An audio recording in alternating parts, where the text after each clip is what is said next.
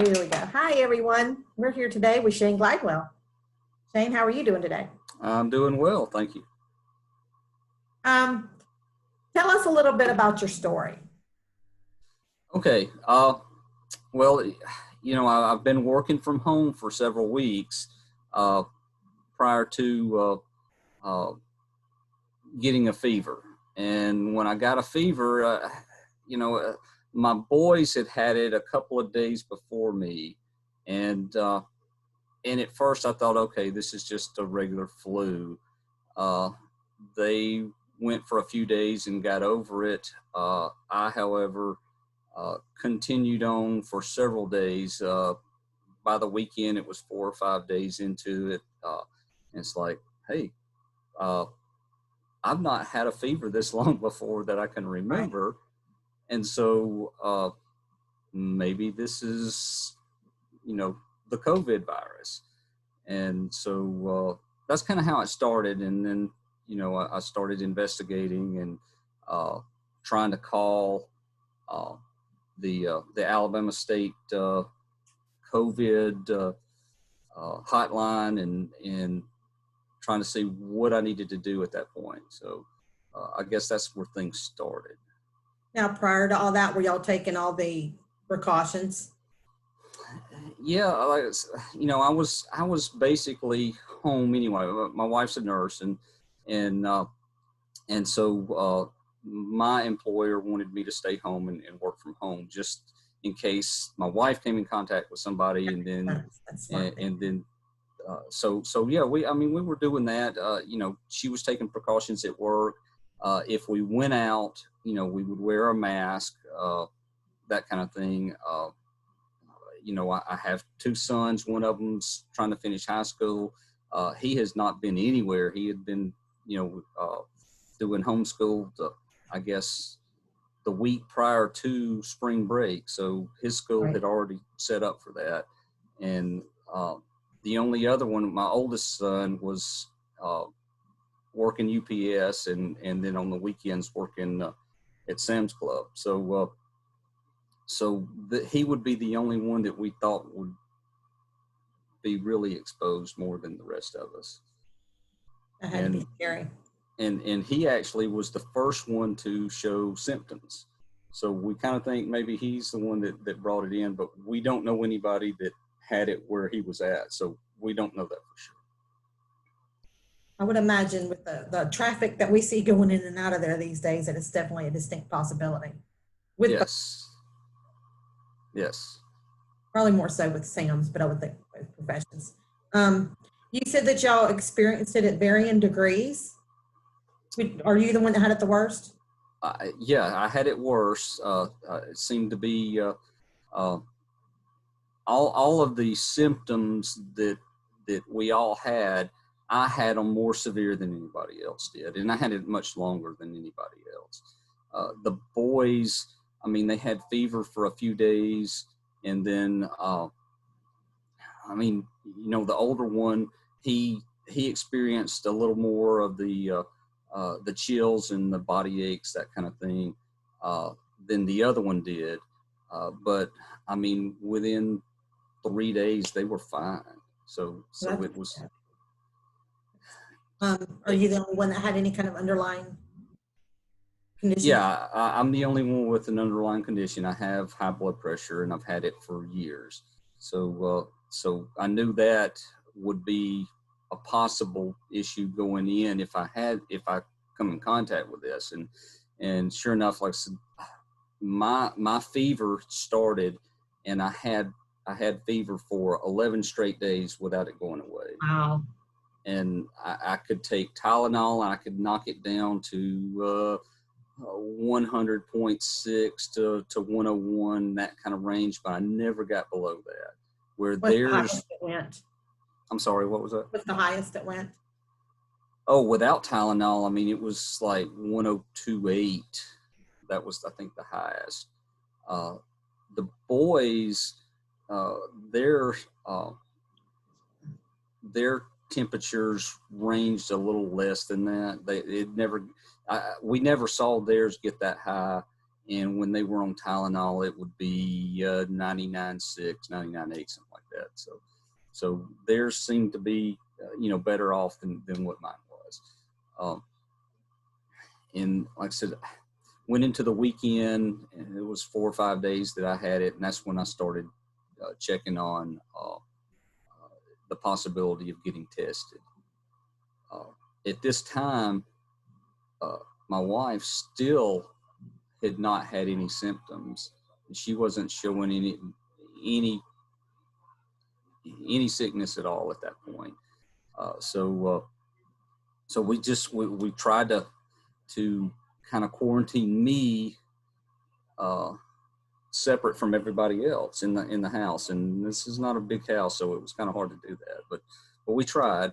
And like I said, I called the state COVID hotline, and I called it on a Saturday morning to see about getting tested. And I was very upset with them at the way they came across to me, not very helpful at all. I'm sorry to hear that.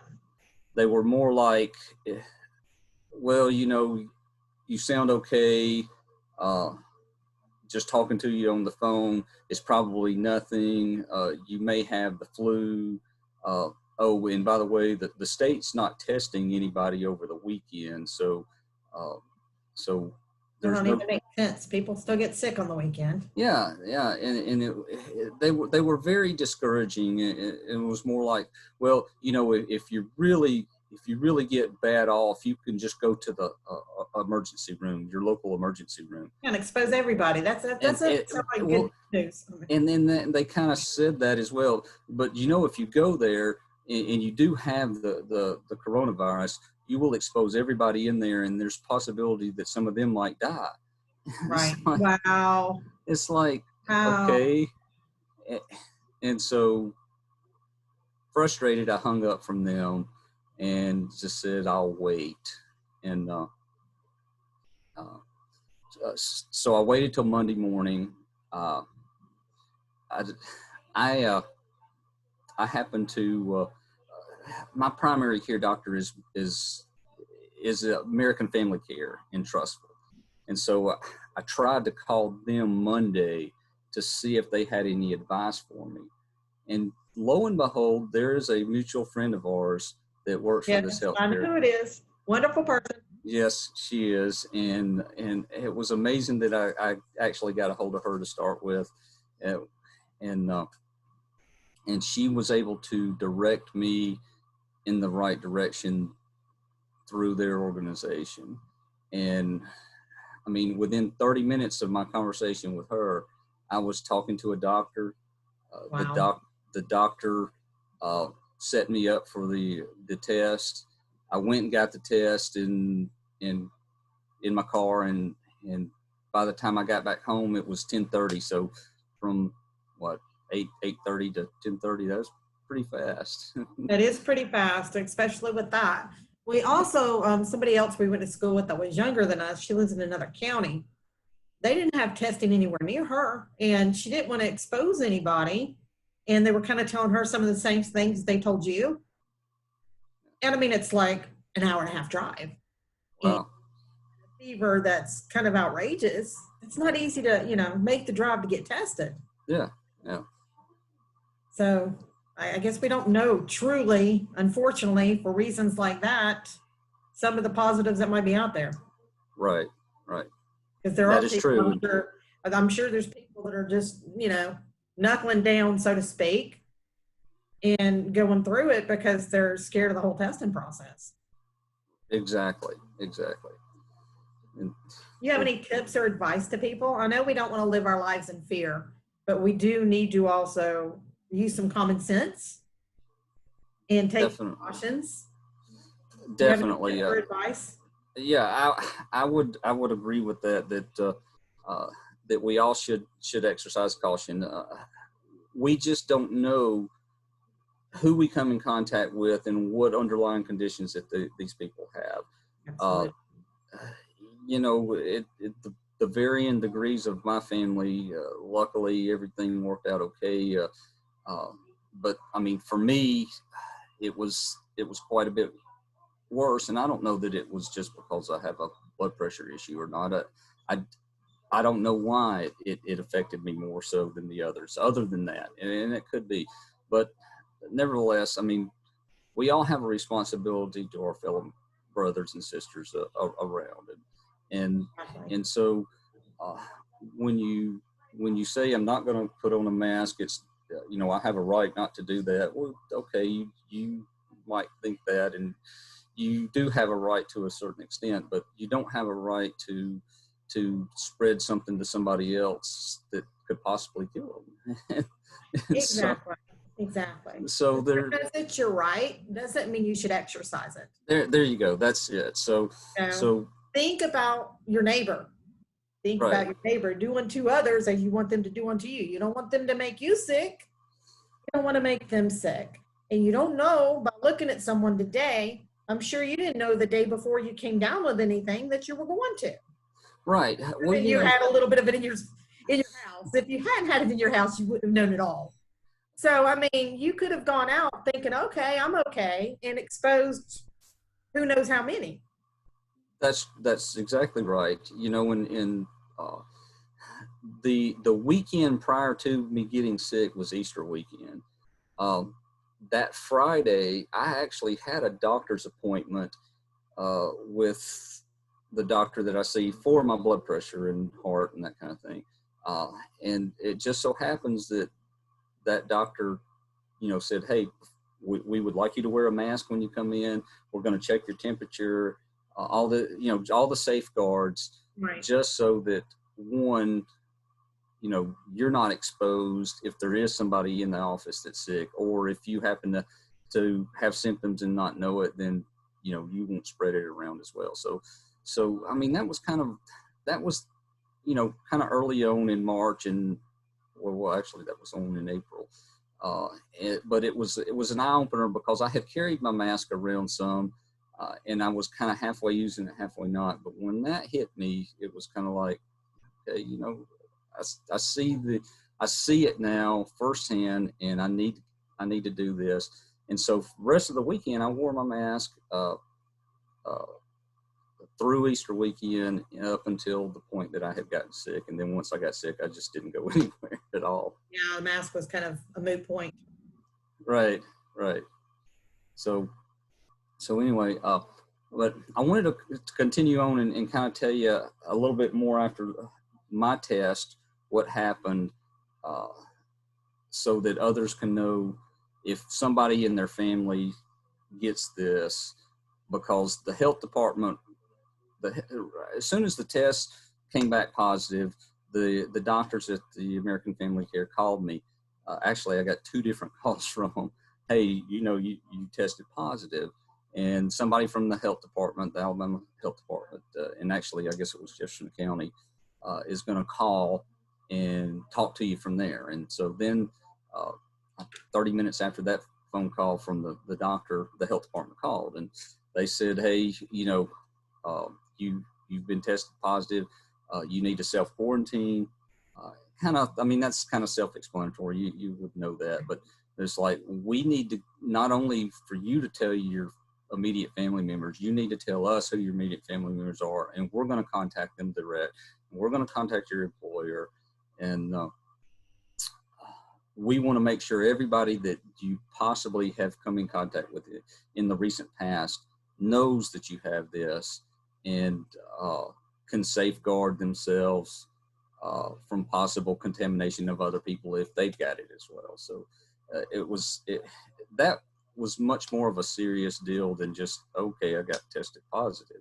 Right. It kind of hits home that how many people could be affected by this, not just my immediate family, but everybody that we've come in contact with. So that's when, my oldest son, Austin, like, well, okay, I've got to call my employer.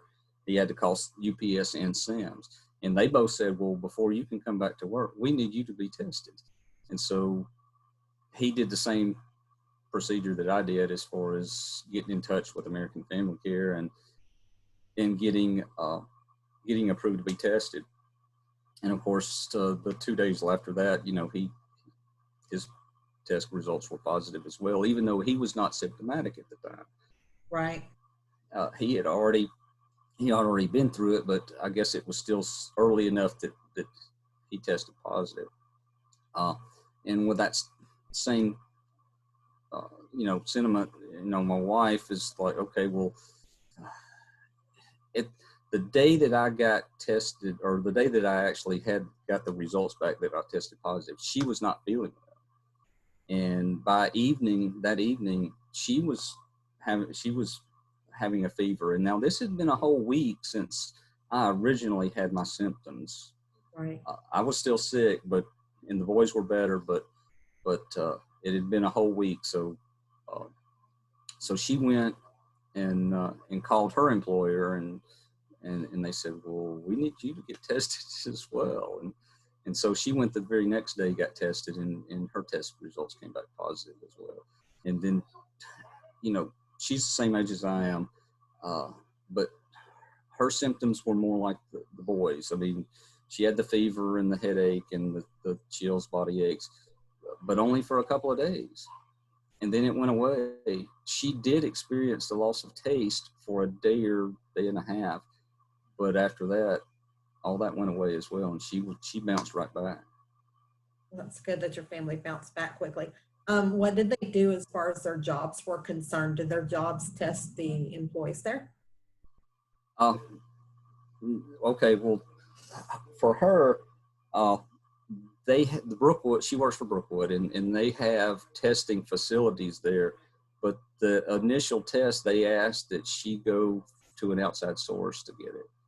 And so she went to a place down on Highway 11 in Trussville called the Urgent Care Center, and she told them who she was and who she worked for, and right away they hooked her up with a doctor and tested her.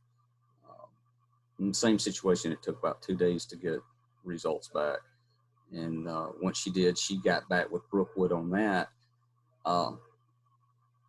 But when she got back, by the time her test results came in, she was fine again. And Brookwood was like, well,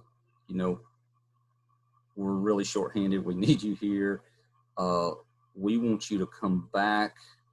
Let's see, she got her test results on a Saturday, and they were saying the following Tuesday they wanted her to get tested again, but they were going to test her. And so she drove down and they tested her again. And at that point, she still tested positive. But it had been over 72 hours since she had had any flu-like symptoms.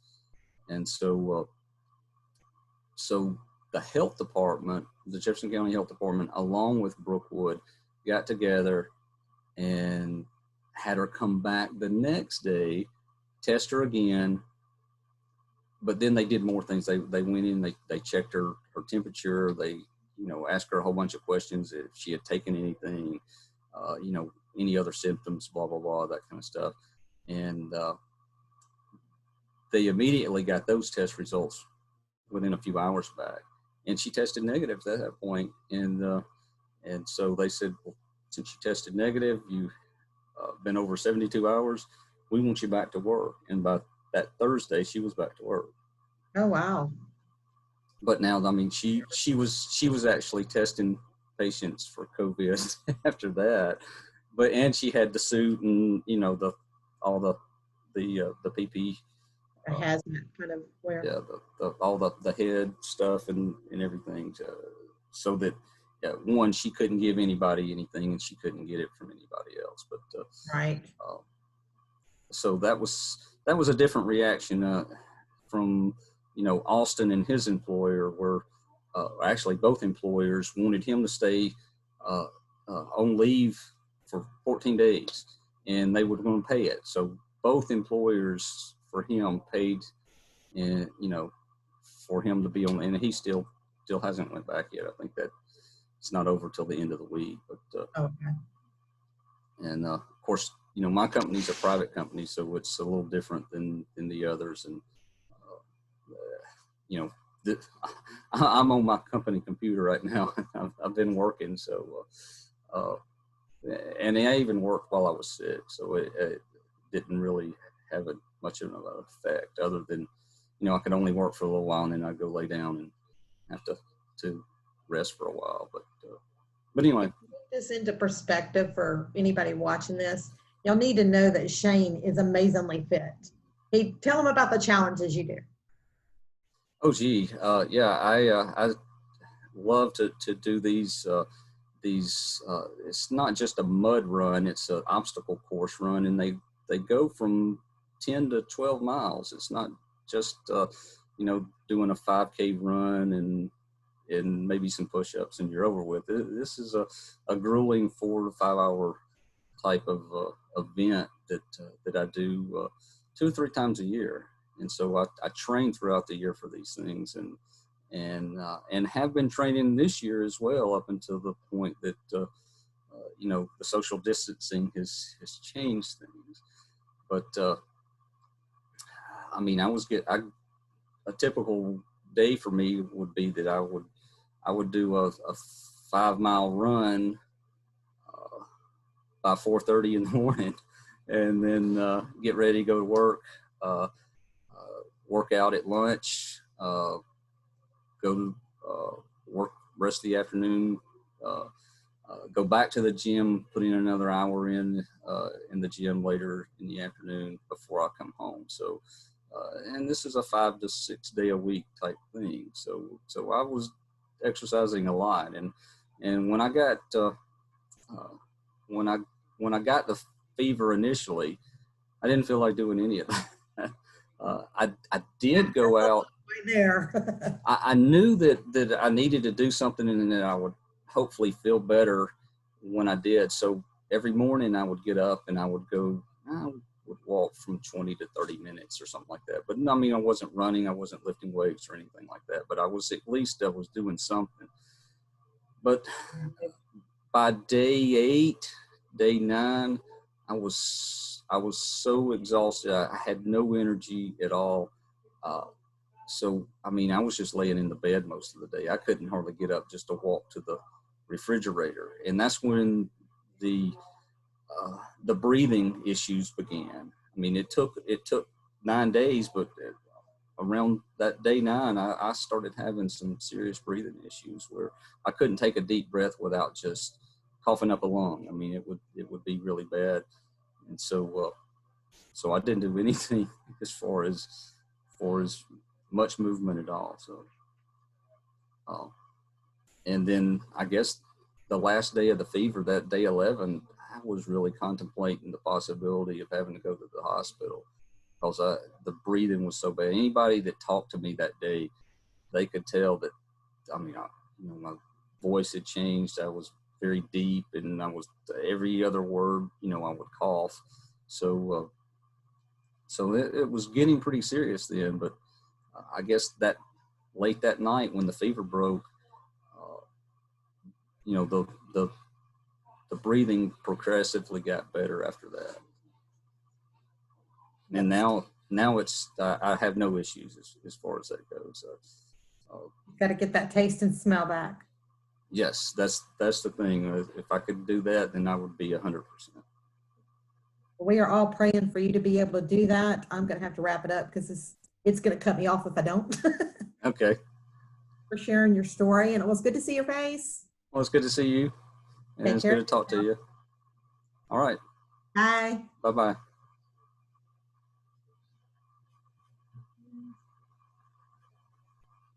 Bam.